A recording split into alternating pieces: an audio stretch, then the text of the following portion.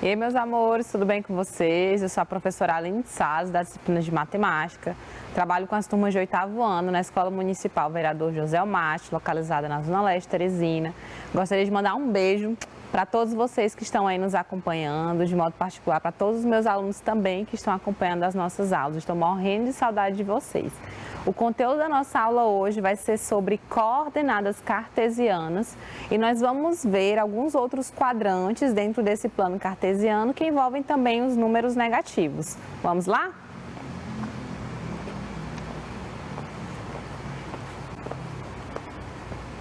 Então, durante essa semana, vocês viram coordenadas cartesianas, só que vocês viram a análise do ponto no plano cartesiano associada somente ao primeiro quadrante, não foi isso? Hoje nós vamos fazer uma breve revisão sobre o primeiro quadrante, sobre como localizar, sobre algumas situações que podem existir no nosso cotidiano para associar a ideia de coordenada e depois a gente vai ver alguns outros pontos no segundo, terceiro e quarto quadrante do plano cartesiano. Então, como eu sempre costumo colocar aqui, o nosso conteúdo vai ser interpretar informações apresentadas por meio de coordenadas cartesianas e o objetivo da nossa aula é qual? Vamos ver. Reconhecer as coordenadas dos pontos representados num plano cartesiano, localizados em quadrantes diferentes do primeiro. Então, como eu falei para vocês, hoje nós vamos ver a posição de alguns pontos e nessa posição desse pau ordenado nós vamos ter números negativos. Então, vamos entender como localizar esse valor no plano cartesiano e interpretar para saber qual é o quadrante correto, ok? Então, coloquei aqui para a gente relembrar. Antes mesmo de falar sobre alguma situação associada ao plano cartesiano, deixa eu falar um pouquinho para vocês sobre esse conteúdo. Sempre que eu falo de coordenada cartesiana, que eu lembro do plano cartesiano, é inevitável não lembrar dos elementos primitivos da geometria. Você lembra quais são os elementos primitivos da geometria? Eu não coloquei aqui, vou fazer só uma revisão rápida com vocês. Quais são os elementos primitivos? Aqueles que dão origem a outros elementos. O ponto, a reta e o plano.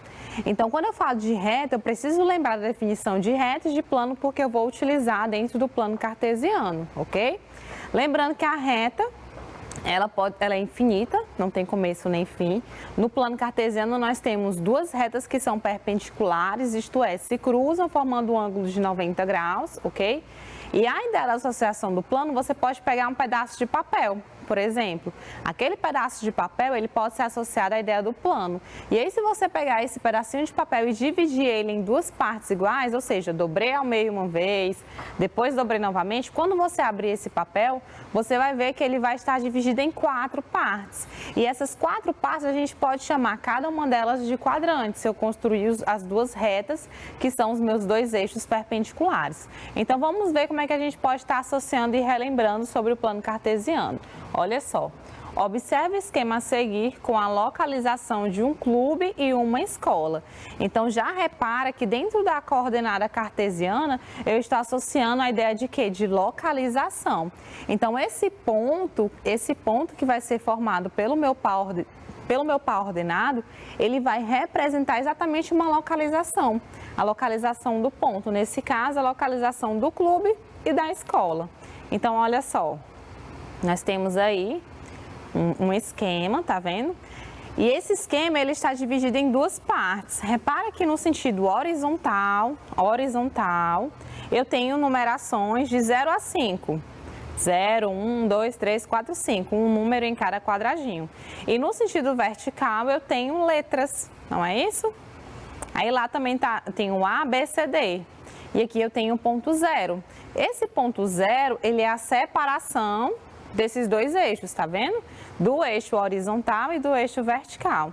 Perceba que o clube, ele possui uma posição, se eu for adotar, como sendo o pau ordenado, o número e a letra, certo? E a escola também. E é isso que a questão traz para nós.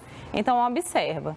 Se nesse esquema a escola pode ser indicada pela posição 4A, então qual é a posição, qual é a localização que eu estou adotando? Qual é a ordem? Primeiro eu estou colocando o número, que é o número 4, e depois eu estou colocando a letra A, não é isso? Nesse caso aqui, o clube pode ser indicado por qual posição? Aí eu tenho uma observação, gente. A escola, nesse caso, né, como você pode ver aqui, o número é o 4 e a letra é B, tá bom? Não é na A, é na letra B. Então, de acordo com essa minha indicação, eu estou pegando primeiro o número e depois a letra correspondente. Como é que eu vou fazer em relação ao clube? Qual seria a localização do clube? Então, eu pegaria aqui o número 2 junto com a letra D, ok? Então, só reforçando, a escola é 4 e B, tá bom? 4 e B, não é 4 e A. E o clube vai ser 2 e D, combinado? E aí eu coloquei aqui também, né? Olha aí, 2 e D é a localização do clube. Então, vamos para uma outra situação. Olha só o que diz essa situação. Você deverá partir de Santa Catarina, seguir para o Espírito Santo e depois ir para Sergipe. Trace o trajeto no mapa, cadê o mapa? Tá aqui. E tente localizar a posição dos estados de acordo com os eixos vertical e horizontal. Então perceba que nesse caso, no meu eixo horizontal eu tenho o quê? Números novamente, 0 até o 9. Esse meu 0 está representando a origem, ok? E é exatamente o valor que está separando novamente os números das letras. E no sentido vertical nós temos da letra A até a letra I, tá vendo? Então é possível localizar, né, o Santa Catarina, Espírito Santo e Sergipe aqui nesse meu mapa. E eu consigo determinar a posição de acordo com uma letra e de acordo com um número. Só que a gente está pegando na sequência primeiro o quê? O número e depois a letra. Então, ele quer que você trace o trajeto, isto é, eu preciso identificar a posição em que cada um deles se encontra para depois traçar esse trajeto. O que é traçar? Ligar os pontos, é o que a gente vai fazer. E aí eu coloquei aqui o passo a passo que a gente vai realizar. Então, bora lá. Eu já marquei aqui Santa Catarina, ó, vou voltar, tá vendo? Marquei Espírito Santo, tá aqui, e marquei Sergipe, lá em cima, tá vendo? Aí eu vou colocar aqui o passo a passo que a gente vai realizar. Olha aí o que essa moça vai falar pra gente. Foi que ela fez primeiro. Primeiro eu procurei os estados do mapa. É natural que você faça isso, né? Ah, eu vou localizar primeiro o estado no mapa.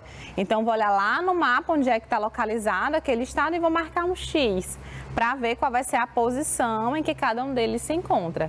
Para isso, eu olhei primeiro na reta horizontal, então, como nós já estamos representando.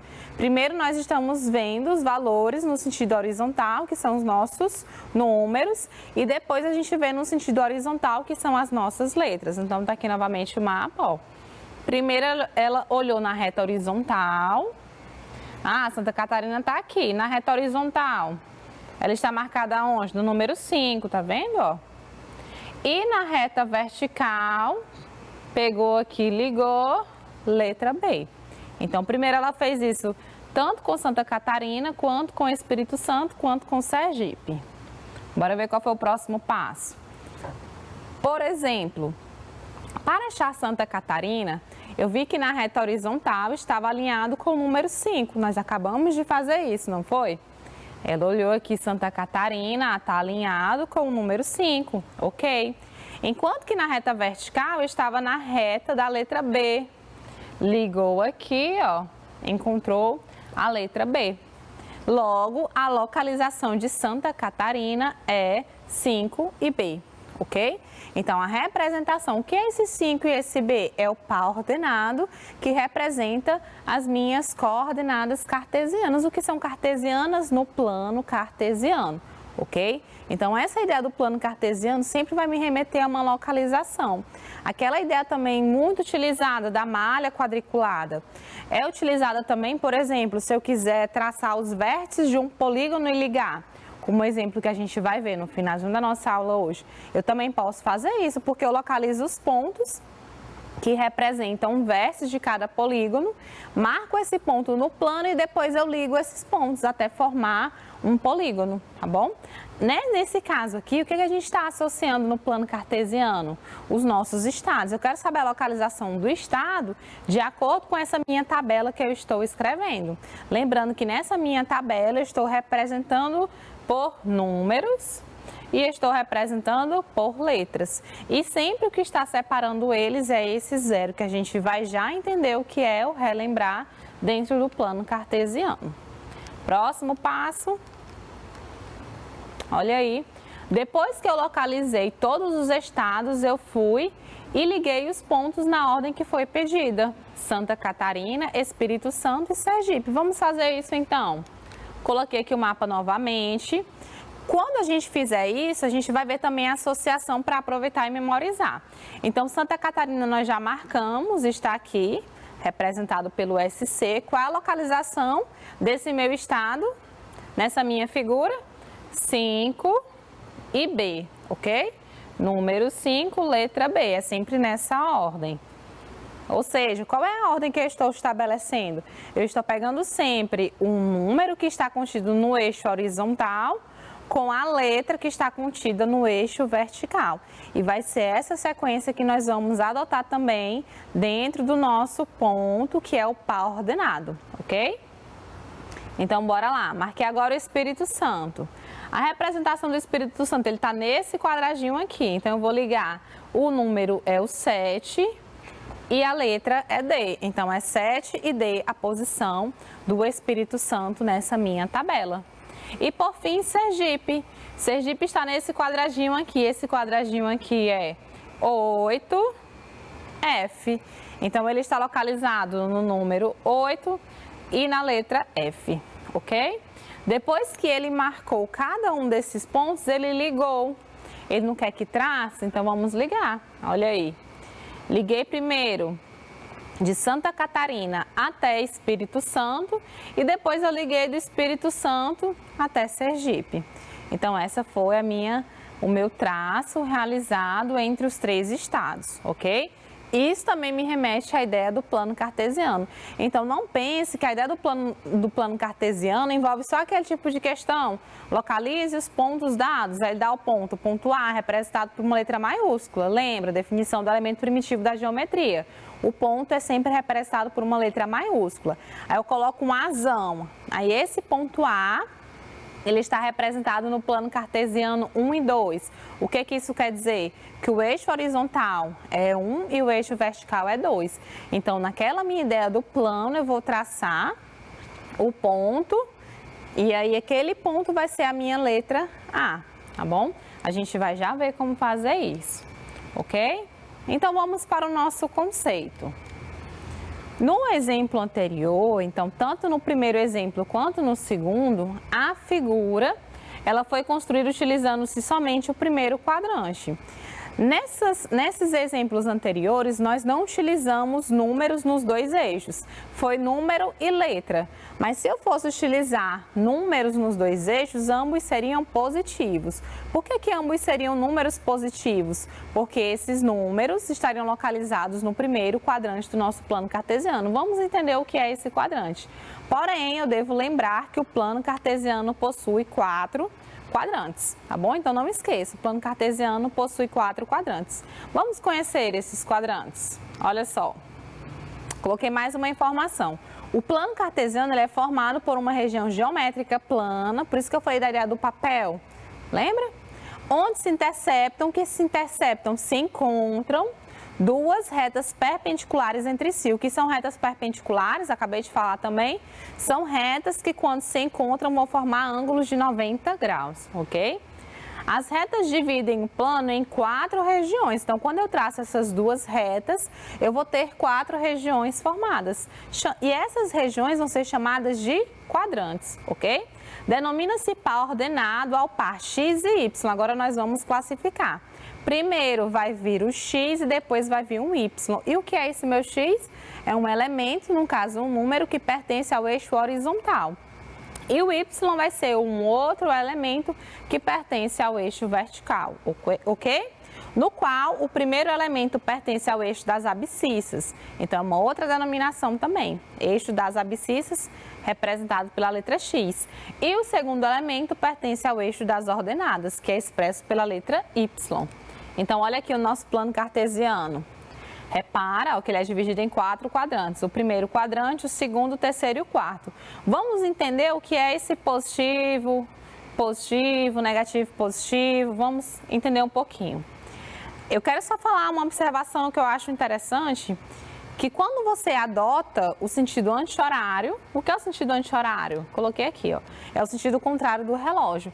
Então, observa que eu começo a contar daqui. Se eu fosse contar no sentido horário, o segundo quadrante seria esse, concorda? Mas como o sentido é anti-horário do plano cartesiano, esse é o primeiro, depois vem o segundo à esquerda dele, o terceiro abaixo e o quarto à direita. Então, o sentido adotado é o sentido anti-horário. Não esqueça dessa informação, tá bom? Então, no primeiro quadrante, gente, observa que no ponto de encontro desses meus eixos perpendiculares, eu tenho o que nós chamamos de origem. Isto quer dizer que nesse ponto de origem, a representação do par ordenado é qual? É 0, 0. O x vai ser 0 e o y vai ser 0. Também não esqueça dessa informação. Então, o que quer dizer esse positivo com positivo? Isso quer dizer que no primeiro quadrante, os valores para x serão positivos e para y também. Vamos relembrar um pouquinho sobre reta. Quando você estudou reta numérica, olha só para essa reta aqui, por exemplo, ó. Eu tenho o ponto 0 que representa a origem. Lembra que do ponto 0 à esquerda da reta tem valores que são o quê? Negativos.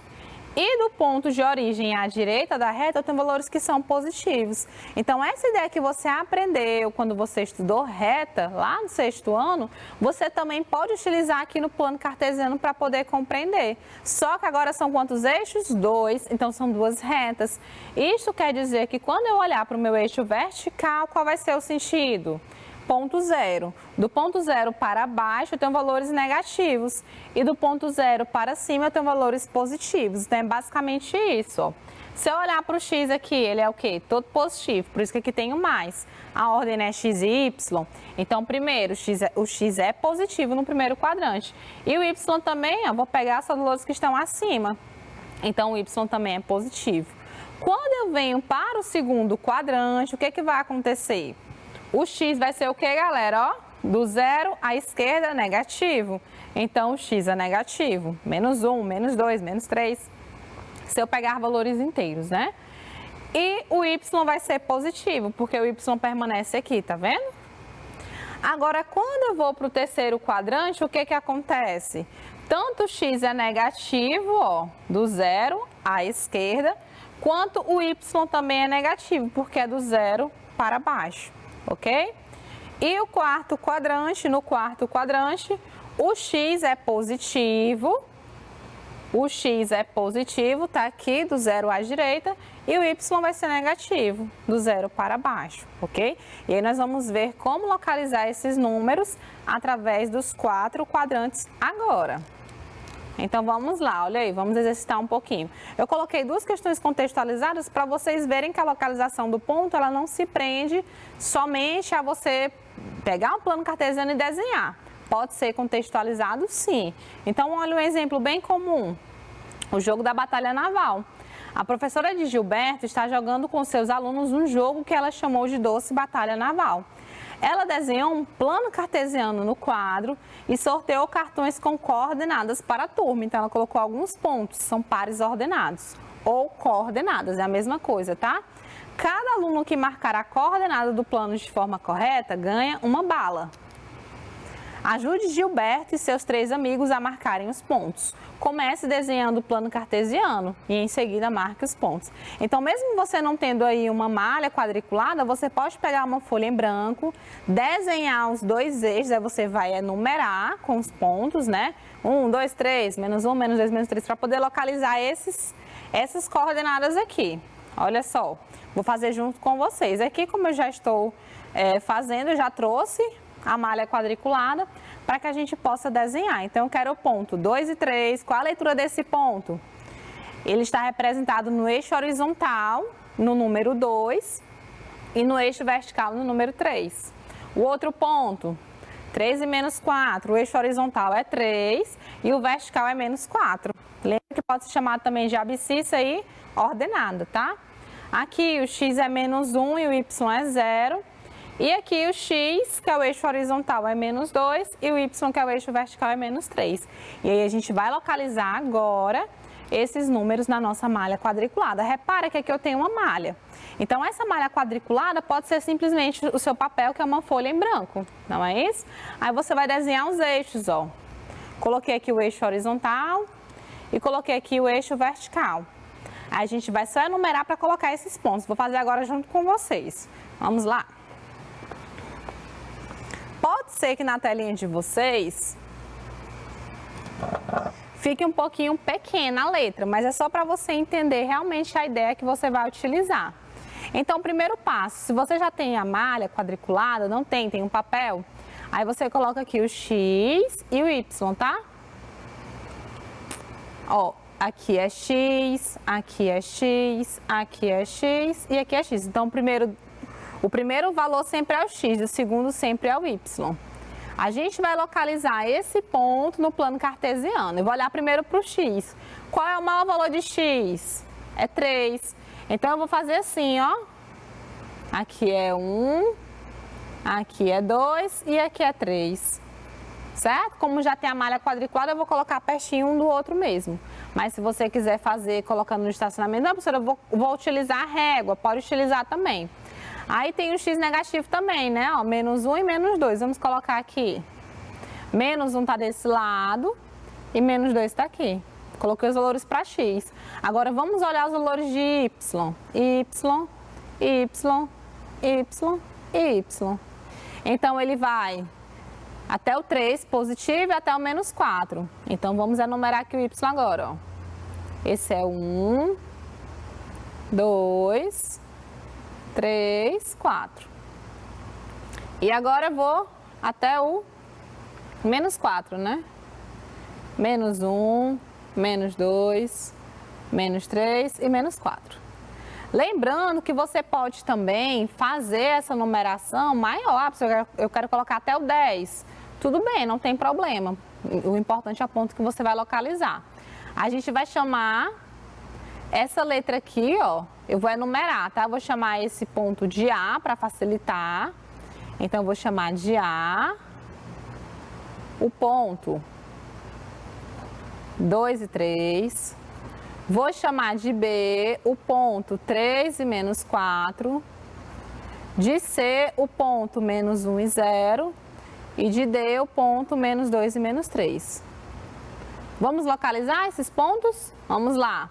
O ponto A é 2 e 3, ó. O X é 2, então eu vou ligar, olha só. Eu vou ligar aqui o 2 até o 3. Tá vendo? Aí esse ponto aqui vai ser o meu ponto A. Qual a localização dele? O X é 2 e o Y é 3, certo? Vamos localizar agora o ponto B. O ponto B, o X é 3, cadê o 3? Tá aqui, ó. E o Y é menos 4, então eu vou descer até ligar um ponto e outro. Então, traçando aqui os pontinhos, esse ponto aqui. Nesse ponto, o X é 3 e o Y é menos 4, nós chamamos de que letra? Letra B. Certinho?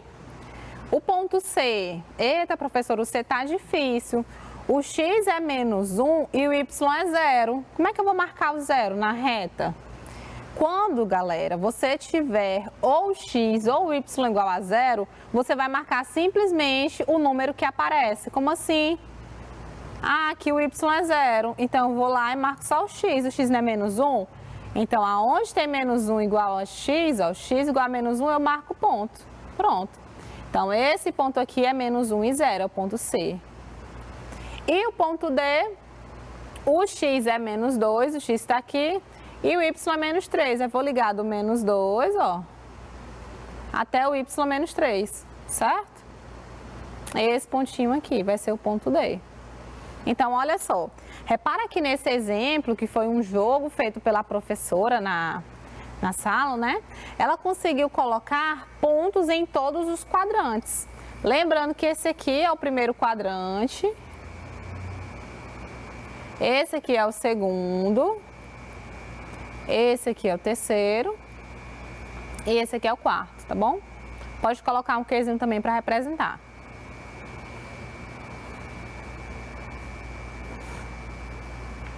Tranquilo? Então, nesse caso, nós temos pontos em todos os quadrantes. E aí, o que eu devo lembrar?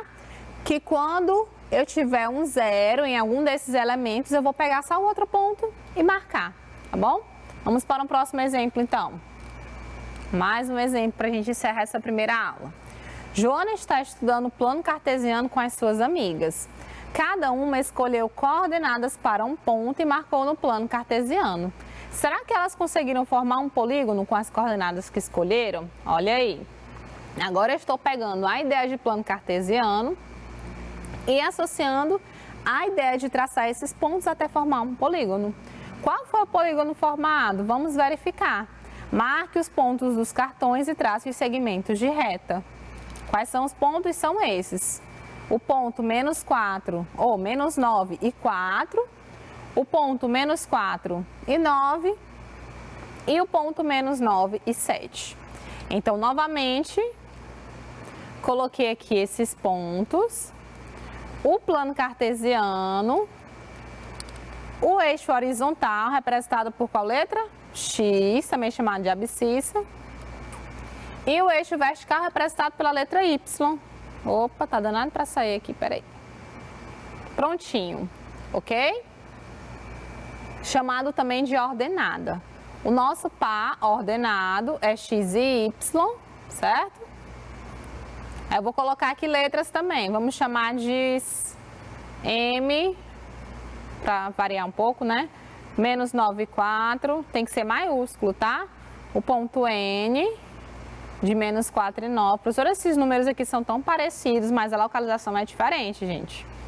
E vou chamar de P, o menos 9 e 7. Vamos localizar esses números?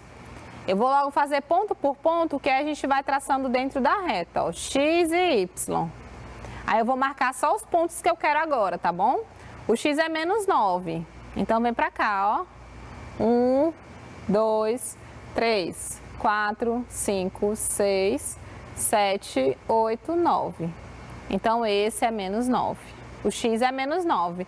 E o Y é 4. Eu vou marcar aqui, ó. 1, 2, 3, 4.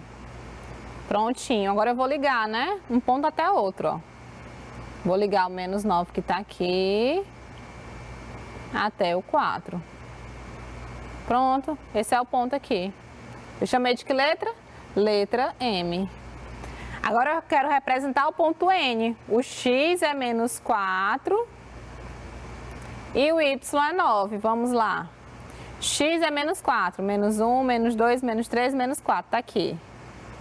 E o Y é 9. 5, 6, 7, 8, 9. Tá aqui. Olha aí.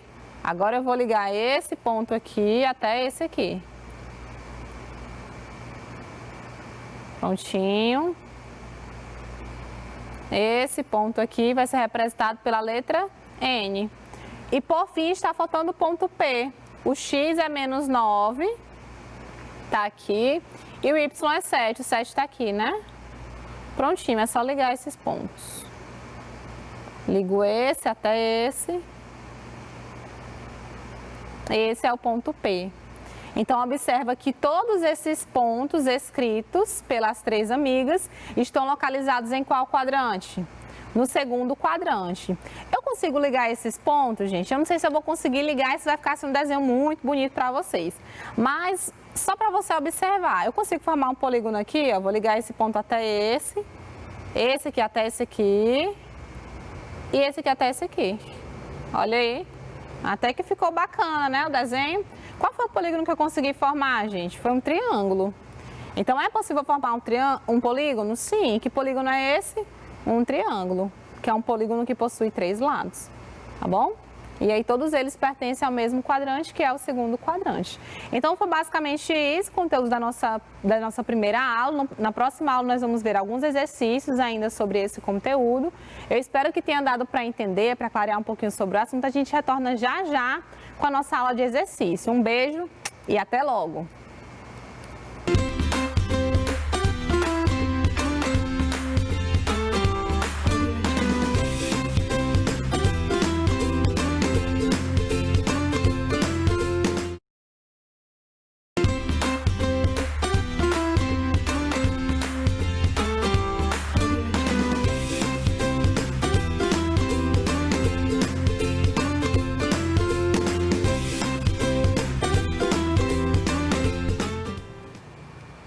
E aí, meus amores, professora Aline Sá de Matemática mais uma vez. Trabalho com turmas de 8º ano na Escola Municipal Vereador José Macho, localizada na Zona Leste Teresina. E nessa nossa aula nós iremos ver alguns exercícios que envolvem coordenadas cartesianas, associado também a outros quadrantes sem ser o primeiro, tá bom? Então vamos lá?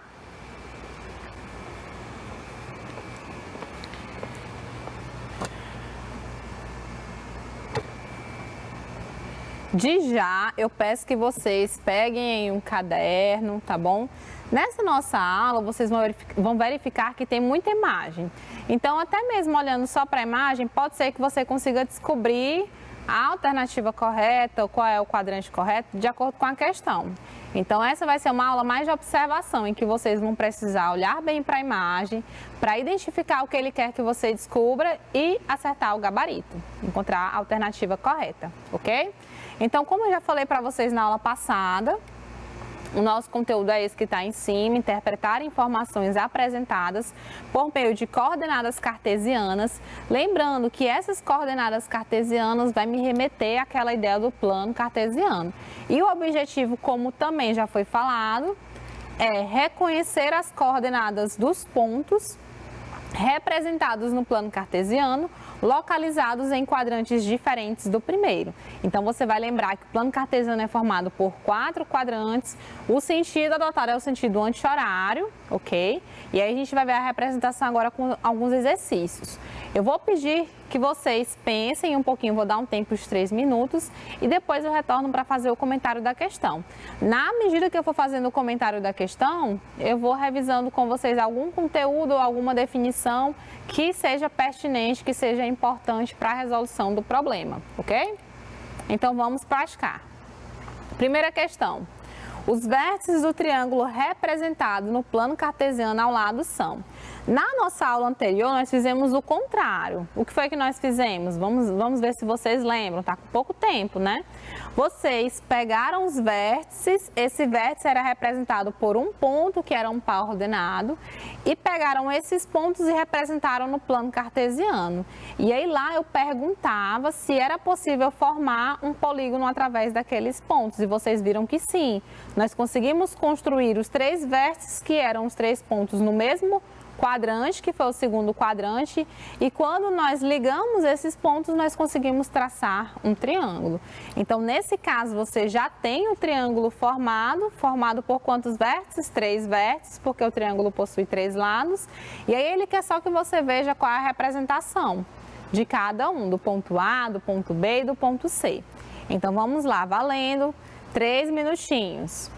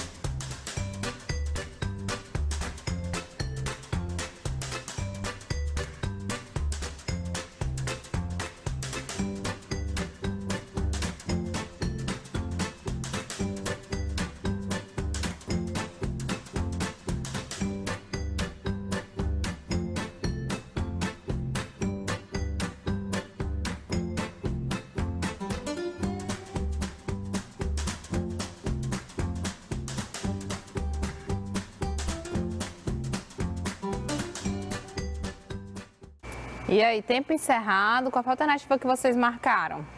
A gente vai fazer assim. Nós vamos pegar cada ponto e aí nós vamos traçar em relação ao eixo horizontal e depois em relação ao eixo vertical, dependendo da posição aí em que o ponto se encontra de acordo com o quadrante. Só para a gente relembrar, o primeiro quadrante é esse, não é? O segundo quadrante é esse. O terceiro é esse, que está aqui quase não aparecendo. E o quarto aqui, quarto quadrante é esse. Também está aqui bem escondidinho. Aqui ele está dando ênfase ao primeiro e ao segundo, que é onde estão localizados os nossos pontos. O ponto C está localizado no primeiro quadrante. Isto quer dizer que tanto o meu x é positivo quanto o y é positivo, tá vendo? Ok? Então você já pode eliminar, né? O ponto C aqui, ó, tô começando por ele. Você já pode eliminar o menos 4, tá vendo? Aí só vai ficar 4 e 3, 3 e 4 e 3 e 0. Agora você liga os pontos, para ter certeza, né? Liguei aqui em relação ao eixo horizontal, representado pelo eixo das abscissas, letra X, ó. Marquei o 3. Agora eu vou ligar em relação ao eixo vertical. Vou marcar o 4. Então o ponto é 3 e 4. É necessário ter atenção para não marcar 4 e 3. Às vezes a gente pensa que é o mesmo ponto e não é. O ponto 4 e 3, o x é 4 e y é 3. É esse outro ponto bem aqui, ó, se eu fosse ligar. Tá bom? Então, muita atenção para não errar. Então, 3 e 4. Esse aqui, né? Ah, professora, não tem mais nenhum ponto C, 3 e 4. Já sei que a alternativa correta é essa. Calma, vamos com calma. Vamos verificar agora a letra B. Na letra B, o x é menos 3. X no segundo quadrante é negativo, né? E o y é o quê? Positivo, ó. De fato, nós temos menos 3 e 1. Então, aqui nós temos o ponto menos 3 e 1. Esse é o B, olha aqui, menos 3 e 1. Ok? E tá faltando ver só o vértice A. Mesma coisa, o x é negativo e o y é positivo. Quanto é que vale o x? Aí você liga aqui, ó. Menos 2. E o y? 5. Então, menos 2 e 5 está aqui no ponto A. Menos 2 e 5. Portanto, nosso gabarito é a letra C. Ok? E aí, conseguiram acertar essa? Eu espero que sim. Então, é só ver a representação. Se você quiser lembrar do quadrante, pode lembrar da relação dos sinais também. Ou então, simplesmente localiza. Ok? Eu tinha colocado aqui para a gente fazer, mas acabou dando certo no outro espaço, então vamos para a segunda questão. Na figura abaixo, encontram-se representados no plano cartesiano os pontos M, N, P e Q. Dentre esses 4 pontos, o único que representa ambas as coordenadas negativas é. Então, você vai localizar ou você pode olhar diretamente para o quadrante para identificar onde é que você vai ter números negativos, tá bom? 3 minutinhos para fazer essa, valendo!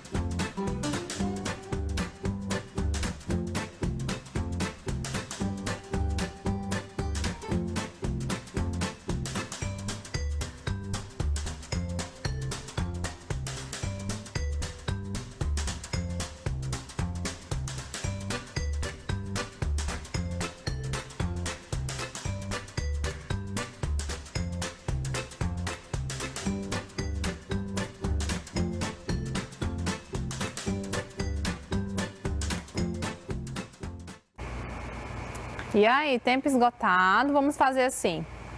Vamos localizar todos os pontos para ver qual é o ponto que representa, o único ponto que representa ambas as coordenadas negativas.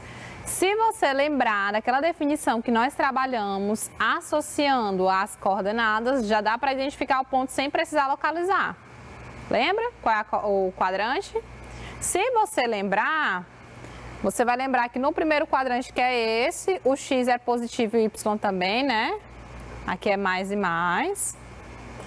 No segundo eu tenho o x negativo e o y positivo. No terceiro eu tenho o x negativo e o y negativo também, ó. E no quarto eu tenho o x positivo e o y negativo. Então, onde é que só tem negativo? Ó, nesse quadrante aqui só tem um ponto P. Mas, se você não lembrar, você liga os pontos e identifica. Ó. O ponto M tem coordenada 4 e 3. Todos os valores são positivos, já não vai me servir a letra M. O ponto N tem coordenada -1 e 2. O x é negativo, mas o y é positivo, também não serve. O ponto P, o x é -3 e o y é -1. -3 e -1, olha aí, os dois são negativos, certo? E o que? O x é positivo, mede 2, e o y não aparece, mas aqui é -1,5, né? Está exatamente entre -1 e -2. Então, a nossa alternativa é a letra C também. Então, o único ponto em que ambas as coordenadas são negativas é o ponto P, que está aí na letra C, tá bom? Vamos para a terceira. O ponto E, 4 e -4, pertence a qual quadrante? Então, você localiza o número, essa é bem rápido, só vou dar 2 minutinhos para vocês. Então, é só localizar o ponto no plano cartesiano e me falar aí qual é o quadrante, tá bom? 2 minutinhos, valendo!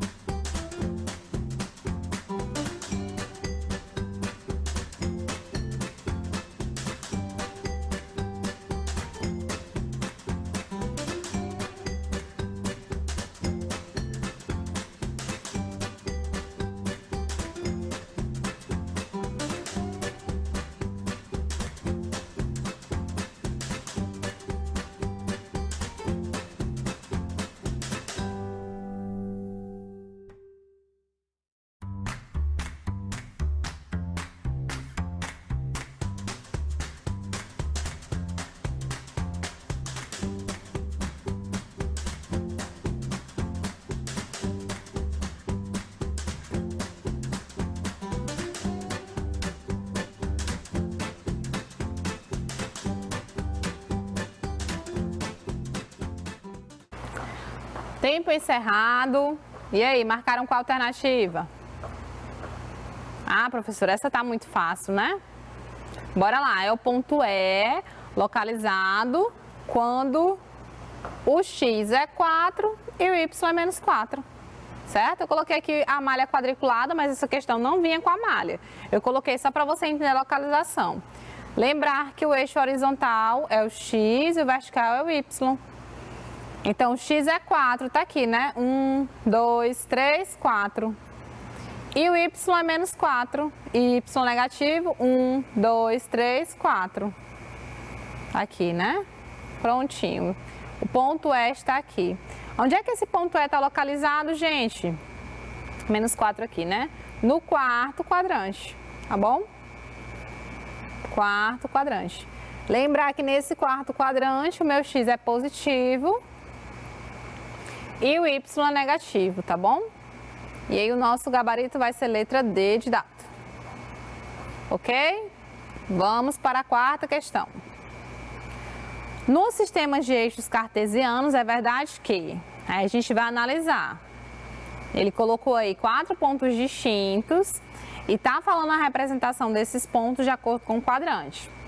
O que você tem que fazer é desenhar para poder encontrar, localizar esse ponto no plano e verificar se é condizente com o quadrante que ele afirma na questão. E aí o ponto que for condizente, que for verdadeiro com o quadrante que apresenta em cada alternativa, em uma das alternativas no caso, vai ser a sua alternativa correta. Mais 2 minutinhos para vocês fazerem essa, valendo!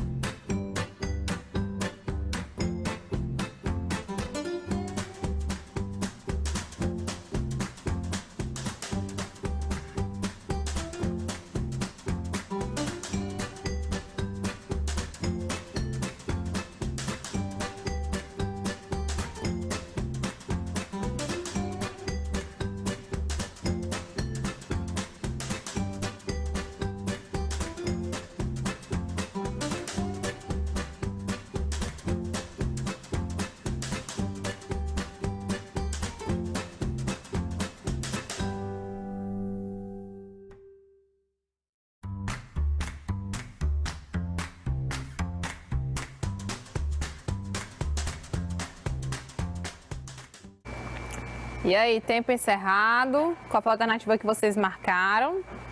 A gente vai localizar o ponto do plano cartesiano, certo? E verificar qual a alternativa correta. Vamos lá. Na letra A, o x é 3 e o y é menos 2, né? Então, x horizontal e y vertical. x3, 1, 2, 3. O y é menos 2. Aqui. Vou ligar esses pontos. Esse ponto aqui pertence a qual quadrante, gente? É o primeiro quadrante? Primeiro, segundo, terceiro, quarto, que é o quarto. Então, a letra A está o quê? Falsa.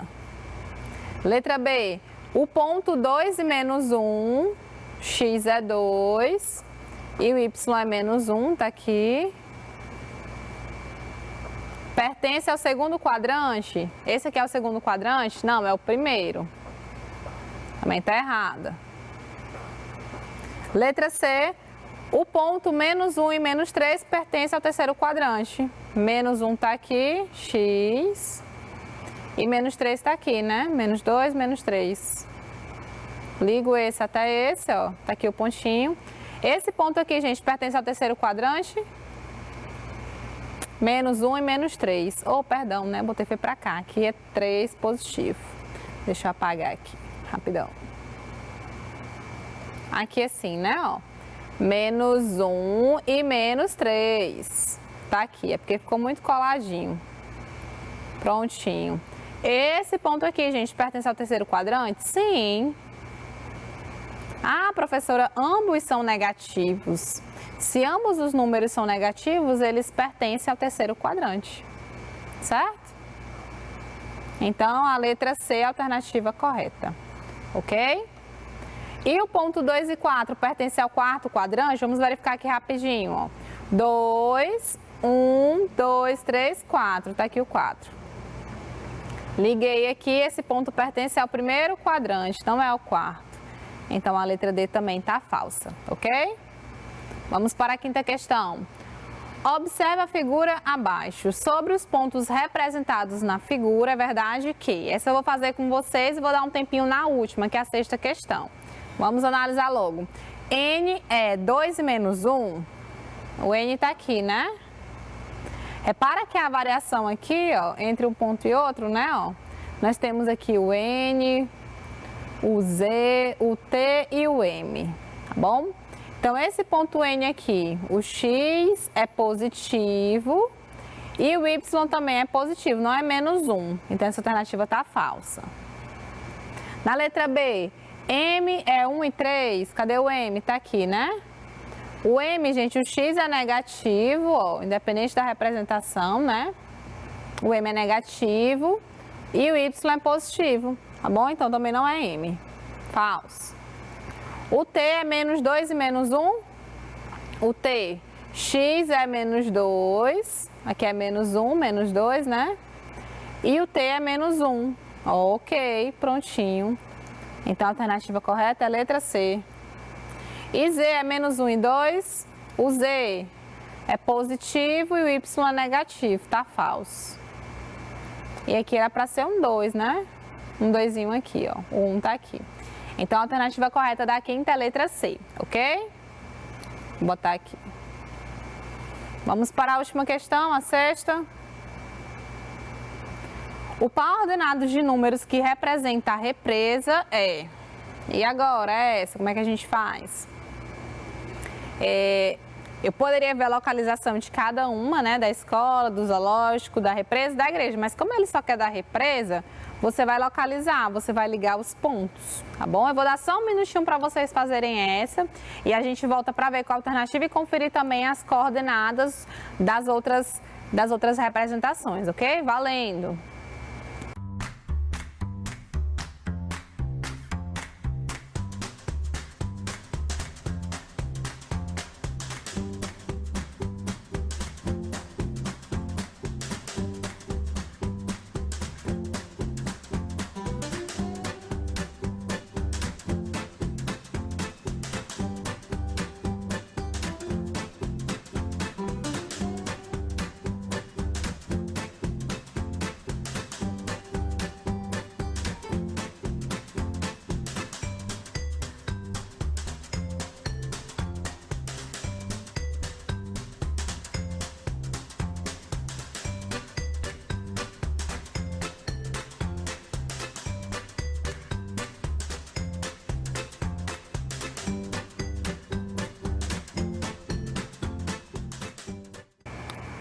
Tempo encerrado. E aí, como ele só quer dar represa, você pode olhar simplesmente para a localização, né?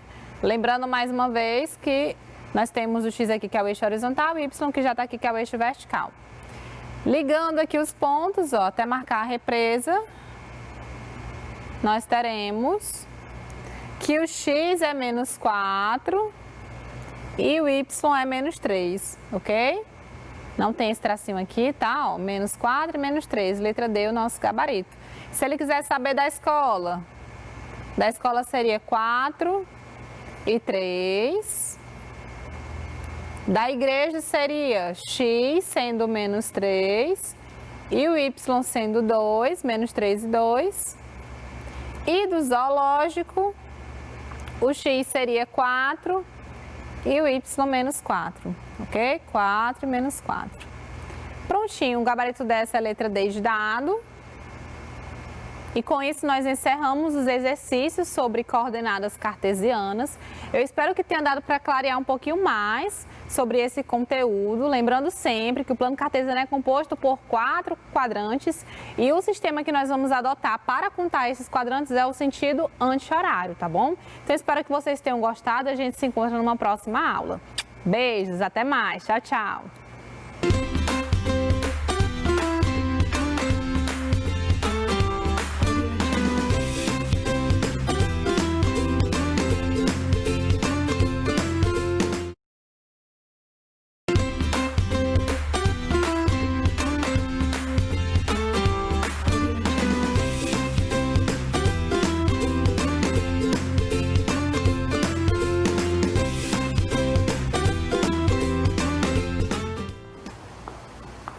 Fala galerinha do 8º ano, bem-vindos a mais uma aula de língua portuguesa comigo, professor Gersonias Marinho. Vamos para o slide, vamos conferir o assunto de hoje.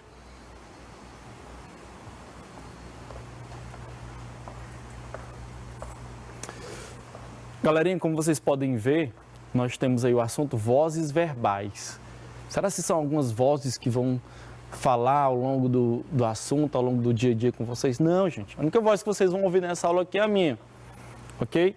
Vozes verbais, vocês vão observar que não tem muito a ver com uma voz em si não, mas sim com um papel, com a atuação do sujeito. Então é interessante lembrar de verbo, lembrar de sujeito, ok? Para você compreender esse assunto. Mas vamos aqui a um texto. Eu sei que o texto de vocês é romance. Mas esse texto aqui, o Pagador de Promessas, que é um texto dramático, ele tem uma parte aí que aparece em romance também, que é o diálogo, gente. O romance tem ou não tem diálogo? Tem. E esse texto aqui, especialmente esse texto, tem um exemplo magnífico sobre vozes verbais. Eu não podia deixar de compartilhar esse texto quando for falar de assunto vozes verbais. Tem que ser por meio desse texto, porque, meu amigo, o aluno aprende assim de uma forma mágica quando observa nesse texto. Então vamos ler aqui o Pagador de Promessas, um trecho, né? Apenas um trecho. O texto é de Dias Gomes. O padre diz: foi por causa desse Nicolau que você fez a promessa? O Zé: foi. Nicolau foi ferido, seu padre, por uma árvore que caiu num dia de tempestade. O sacristão fala: Santa Bárbara, a árvore caiu em cima dele? Galerinha, eu sei que vocês podem não ter compreendido nada desse texto. Chongas. Por quê? Porque vocês talvez não leram a obra na íntegra. Mas o que acontece? Esse Zé aí, ele é chamado de Zé do Burro, porque ele tem um burro que sofreu justamente essa pancada aí por uma árvore e estava morto. E aí, o Pagador de Promessas é o próprio Zé do Burro, que caminha, certo, da cidade dele até onde tem essa igreja desse padre. E caminhando ele vai levando o burro nas costas, é a promessa que ele faz. Ele quer subir até os degraus também lá da igreja, para que o burro seja curado. E aí é por isso que o padre até fala assim, foi por causa desse, ele já ia chamar burro, né? Mas aí ele pega e evita, em respeito ao homem que tem um grande apreço, um grande carinho pelo burrinho, né? E agora ele chama pelo nome, o nome do burro é Nicolau. Foi por causa desse Nicolau que você fez a promessa? Aí o Zé foi. Nicolau foi ferido, seu padre, por uma árvore que caiu num dia de tempestade. O sacristão se espanta, né? Santa Bárbara, a árvore caiu em cima dele. Então, ele pergunta, né? Então, eles estão admirados com a atitude do Zé do Burro, né? De levar o burrinho milhares de quilômetros, certo? Até a igreja, a fim de que o burro seja curado. Vou dar spoiler da história. Peguem um livro curto, rápido, bom de se ler. Vocês vão gostar muito. Muitos alunos que eu conheço, que eu dou aula já leram e gostam muito desse livro. Certo? Agora, duas perguntas que eu vou fazer para você. Nesta frase, esta frase aqui, que é o Zé que fala, né? Quem foi ferido e pelo quê? Vamos ler novamente? Nicolau foi ferido, seu padre, por uma árvore que caiu num dia de tempestade. Quem foi ferido tá fácil, Nicolau, né? O burro Nicolau, ok? E pelo quê? Tá fácil também, por uma árvore que caiu no dia de tempestade. A árvore, certo? A árvore caiu em cima aí do Nicolau e ele terminou sendo ferido. Outra pergunta. nesta frase. Quem foi ferido e pelo quê? A mesma pergunta, só que agora para outra frase, na realidade. Que agora é a frase que o sacristão fez, né? O sacristão fala, Santa Bárbara, a árvore caiu em cima dele. Quem foi ferido? Esse dele aqui, gente, é um pronome que recupera justamente a palavra Nicolau, né? O burrinho Nicolau, ok? E o que foi que feriu ele? A árvore. Ou seja, continua sendo as mesmas coisas. Nicolau foi ferido, né? E a árvore foi o que feriu. A árvore aí é como se fosse a causa, certo? E o Nicolau é como se fosse aí a vítima, ok? Por que eu digo a causa? A árvore, ela não tem a intenção assim, eu vou agora cair em cima do burrinho e vou ferir ele, de propósito. Deixa eu cair aqui em cima desse burro e ferir. Não. É um evento. Aconteceu. Foi uma catástrofe, né? Enfim, gente, isso tem tudo a ver com o assunto de vocês, de vozes verbais. Vocês vão entender já já. Vamos aqui para o próximo slide. Vozes verbais. O que são as vozes verbais? Eu sei que vocês gostam de conceito. Então, vamos lá. Vozes verbais diz respeito do quê? Formas como o verbo, ok, se apresenta nas orações para determinar se o sujeito pratica ou recebe a ação. Galera, para quem lembra de alguns conceitos, né, verbo são palavras que muitas vezes indicam uma ação. E se ela indica ação, ela tem um sujeito que pratica ou que recebe essa ação. De cara, eu já digo logo, praticar ação não é querer fazer ação, não está no intuito de querer fazer ação, eu quero fazer essa ação. Praticar é que a ação foi executada por ele, mas não porque ele quis, foi executada simplesmente, certo? E receber a ação não é que você ganhou alguma coisa, você conquistou, não. É que você é o resultado desta ação, né? Você é o resultado da resolução desta ação. Então, é o que nós podemos observar nas frases. Olha só, a árvore caiu em cima de Nicolau. Vamos analisar parte por parte? Qual é o verbo aqui? Caiu. Muito bem. Certo? Vamos agora buscar quem é o sujeito. De quem que nós estamos falando aqui? Quem foi que caiu? A árvore. Muito bem. Se você respondeu a árvore, está corretinho. Agora eu pergunto a você.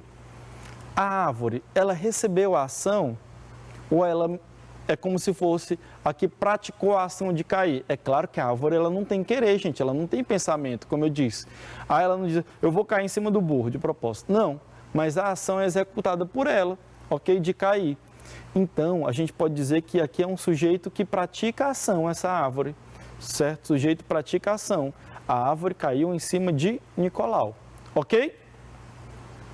Já no exemplo 2, né, aqui eu já até coloquei, voz ativa. Porque quando a gente fala de vozes verbais, a gente vai falar de voz ativa e voz passiva. E tem também a voz reflexiva, mas vamos por partes. Nesse outro exemplo aqui, Nicolau foi ferido por uma árvore. Qual é o verbo? Primeiro de tudo, que o verbo ele não se apresenta em uma palavra só, por meio de uma palavra só. Ele se apresenta por meio de duas palavras. Foi ferido. Ok? Então aqui é o verbo. Quem foi ferido? Quando a gente pergunta quem foi ferido, a gente automaticamente responde quem é o sujeito. Quem é que foi ferido? Nicolau.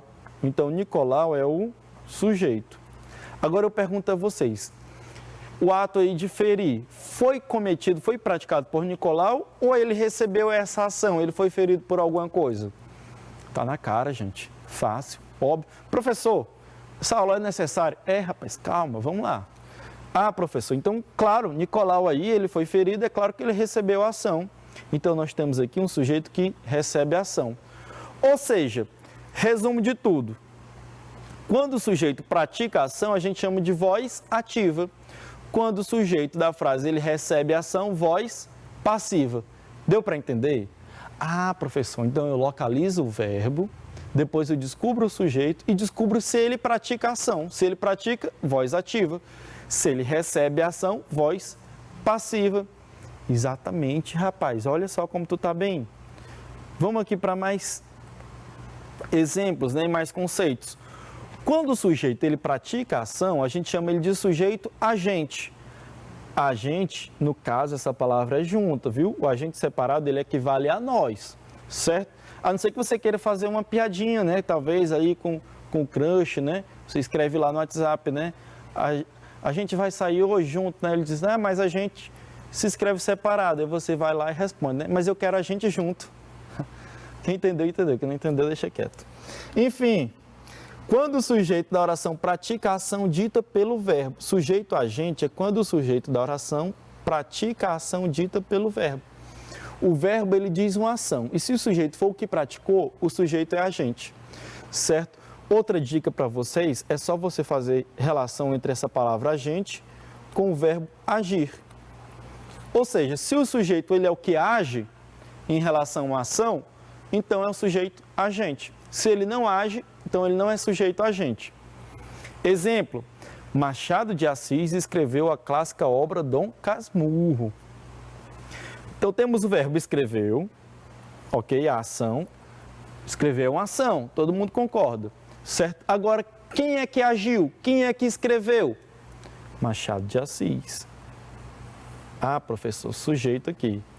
Esse sujeito é agente? Ele age? Ele pratica a ação? Machado de Assis é quem escreve? É, foi ele mesmo, professor, que escreveu. Não fosse o senhor, eu estava famoso. Foi Machado de Assis. Isso, rapaz, não precisa jogar na cara, não. Então, sujeito, agente nesse caso. Por quê? Porque Machado de Assis é quem pratica a ação, ele quem age diante dessa ação escrever. Certo? E o que foi que ele escreveu? A clássica obra Dom Casmurro. Belezinha? Pronto, fácil.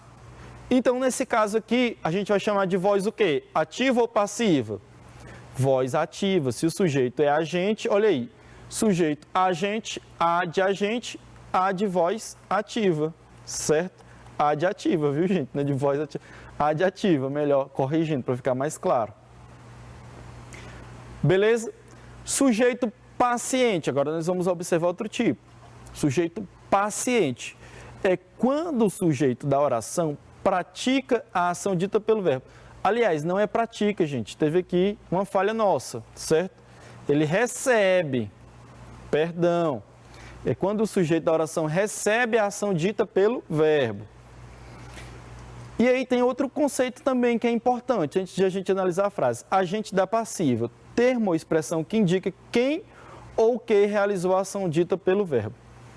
Ou seja, o agente da passiva, ele vai aparecer quando tem sujeito paciente.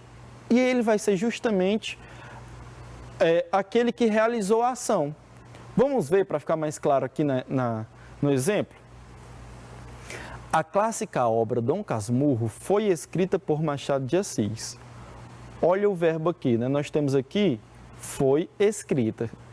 Nós temos uma locução verbal, ou perífrase verbal, né? Certo? Ou seja, faz aquela pergunta, quem foi escrita? Quem foi escrita foi a clássica obra Dom Casmurro. Então, nós temos aqui o sujeito, a clássica obra de quem nós estamos falando, que ela foi escrita, certo? Agora eu pergunto, será se o livro pegou lá e se escreveu nele mesmo? Não, claro que não, certo? Alguém foi quem escreveu, alguém realizou essa ação de escrever, mas esse alguém não é o sujeito.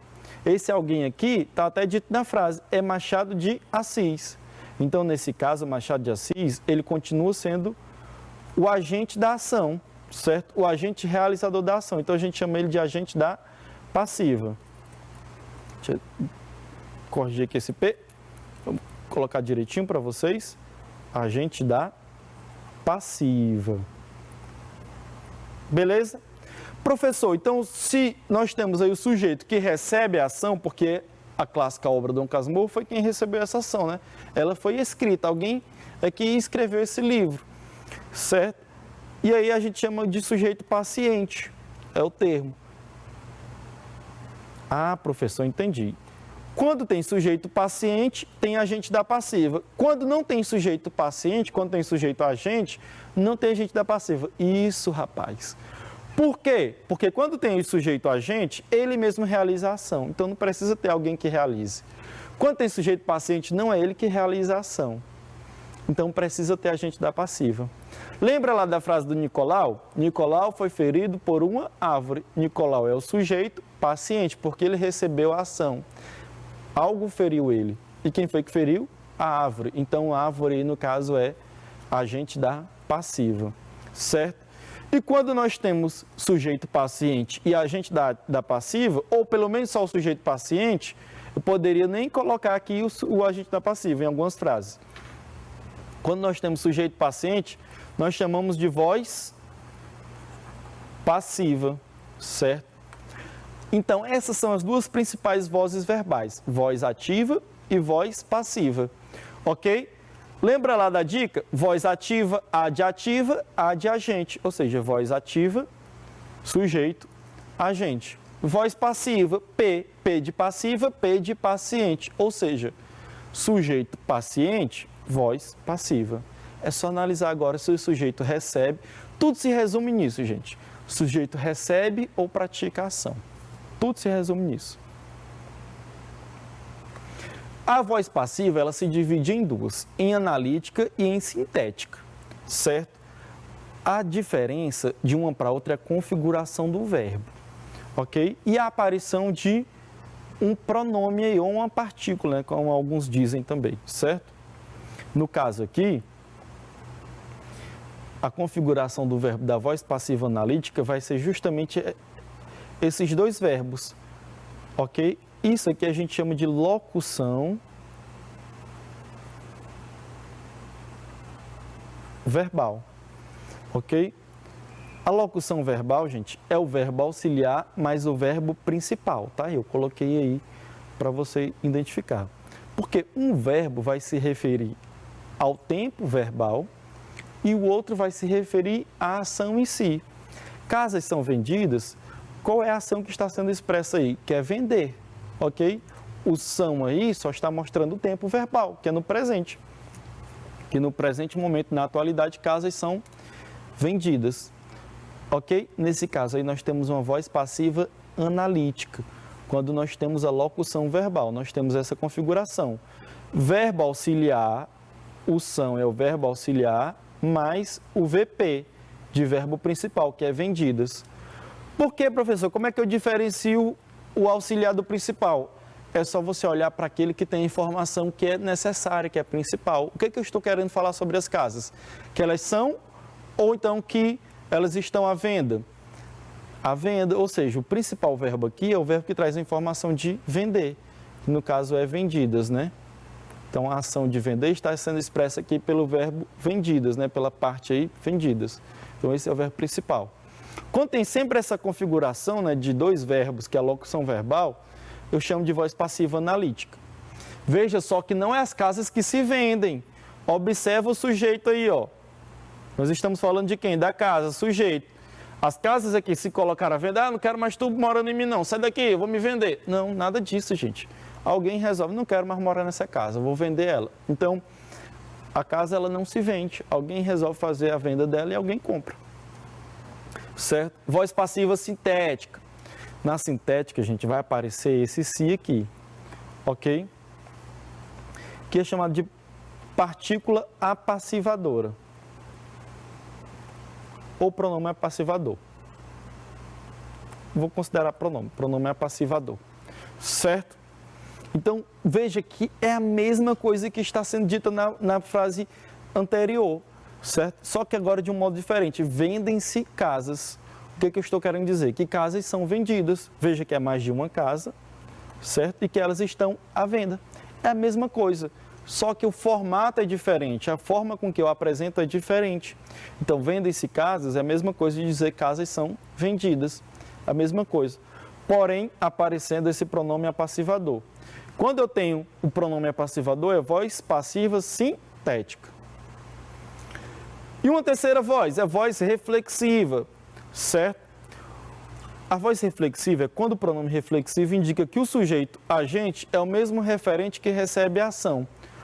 Resumindo, o sujeito, tanto ele é agente como paciente. Ele tanto faz, ele pratica a ação, como ele também recebe. Olha o exemplo. Janjão machucou-se. Pode ser Janjão feriu-se, certo? Ele mesmo machucou ele mesmo, certo? Janjão foi quem realizou a ação e quem recebeu, ok? Com o verbo ferir fica ainda melhor, para você entender. Vamos utilizar o verbo ferir. Janjão feriu-se. Olha aqui. O verbo ferir pressupõe alguém que cometa a ação de ferir, certo? E essa pessoa que comete a ação de ferir, ela vai ferir alguém. E quem foi que ele feriu? Ele mesmo. Ou seja, o sujeito aqui é Janjão. Mas esse sujeito, ele tanto faz a ação, ele é agente, como também ele recebe a ação, né? Ele termina ferindo a ele mesmo, né? Vamos supor que ele estava fazendo a ponta do lápis com estilete, né? E ali ele fazendo a ponta do lápis com estilete, ele foi, pã, cortou ali um pouquinho, né? Só a superfície do dedo. Não vou dizer que cortou o dedo, não vai parecer um filme de terror, né? Enfim, ele cortou ali só a superfície do dedo, né? Se cortou ali, Janjão feriu-se. Então ele praticou mas não é intencional. Não precisa ser intencional, gente. Precisa ser a ação praticada por alguém. Foi ele que praticou. Não foi a Joana, não foi a Chechênia, foi o próprio Janjão que estava ali cortando lápis com estilete, né? Se fosse Chechênia ferir o Janjão, aí sim, eu teria o quê? Uma voz aí ativa, com um sujeito sendo Chechênia, sujeito agente, e Janjão aí sendo apenas o objeto. Se eu inverto, né? Janjão foi ferido por Chechênia, voz passiva. Janjão é o sujeito que recebe a ação que foi praticada por Chechênia, agente da passiva. Belezinha? Vamos aqui à página 129 do livro. Página 129 do livro. O trecho é de um texto, né? Um fragmento de romance, Viagens de Gulliver, e nós vamos observar as formas verbais destacadas. Não precisa ter a leitura do texto na íntegra, por isso que nós não vamos recorrer, ok? E o nosso tempo voa. Para ler fragmento de romance dentro de uma aula de 30 minutos é complicado. Então eu peço aí que vocês me compreendam por isso. Mas tem aqui o trecho é que importa. Em pouco tempo, chegamos ao Palácio Real. Fui levado à presença do rei, mas ele não reparou quando entramos. Continuou trabalhando sem parar, fazendo contas e anotando números em pedaços de papéis. Então eu creio que a visualização esteja boa para vocês. E foi lido agora o trecho, vamos analisar o que ele pede, né? É mera análise gramatical, não tem análise aí de texto, não. Na oração, em pouco tempo, chegamos ao Palácio Real. Qual é o sujeito com que a forma verbal chegamos concorda? Galera, o verbo chegamos, essa configuração aí, principalmente esse final mus aqui, ele indica para a primeira pessoa do plural. A primeira pessoa do plural é o nós. Beleza? Então, no caso aí, o sujeito, ele está implícito, é o nós, de forma implícita. Vamos ver a resposta? O sujeito é nós, implícito. Essa é a resposta. B, a locução verbal, continuou trabalhando, concorda com o sujeito rei, implícito, mencionado na oração anterior. Nessas duas orações, pode-se dizer que o sujeito tem um papel ativo ou passivo em relação à ação verbal, ou seja, o rei, que é o sujeito, ele executa, ele faz, ele pratica a ação ou ele recebe? Vamos olhar, certo? Aqui, olha só. Foi levado à presença do rei, mas ele não reparou, ou seja, ele quem? O rei, não reparou quando entramos. Continuou trabalhando sem parar. Então, nós temos aqui, ó, o rei relacionado ao verbo reparou e relacionado aqui o continuou trabalhando. Aluno que é mais assim, precipitado, ele vai dizer assim, professor, aqui nós temos dois verbos, locução verbal, vai ser passivo. Não, gente, nem sempre é. Aqui é apenas dois verbos, uma locução verbal para indicar um tempo composto, tempo verbal composto. Continuou trabalhando, quer dizer que ele trabalha, né? Ele poderia dizer assim, mas ele não reparou quando entramos. O rei trabalha sem parar. É simplesmente isso, só que ele quis colocar aí uma ideia mais dinâmica, né? De movimento. Continuou trabalhando sem parar. Então, gente, os dois aí mostram o quê? Que o rei, ele pratica a ação, o rei não repara e o rei trabalha sem parar. Então, nós temos aí um papel ativo, certo? Papel ativo, ou seja, as duas orações nós temos aí o quê? Voz ativa. C, a forma verbal fui levado concorda com o sujeito eu, implícito, né? Eu fui levado à presença do rei. Pode-se dizer que o sujeito nessa oração tem um papel ativo ou passivo em relação à ação verbal. Por quê? Galera, fui levado. Ele recebeu a ação. Alguém foi quem levou ele. Porque quando a gente é levado, é claro que alguém está levando a gente, não é a gente que está querendo ir, né? Foi a força, mais ou menos isso, né? Quantas vezes, né, eu já fui levado por minha mãe para alguns lugares que eu não queria ir. Né? Tinha que ir, menino, tu vai ficar só em casa não, tem que ir. Então fui levado pela minha mãe. No caso aqui, ele foi levado, né, por algumas pessoas aí à presença do rei. Só não tem agente da passiva, a gente não sabe quem é, talvez fossem soldados do rei, mas não está dizendo aí explicitamente na frase. Mas o que a gente pode ter certeza é o quê? Que o sujeito sofreu ação, certo? O sujeito eu aí, ele sofre ação. Então o papel é o quê? Passivo, porque implica que foi levado por alguém, ou seja, ele recebeu a ação de ser levado. Beleza? Ainda na página 129, só que agora a questão 2.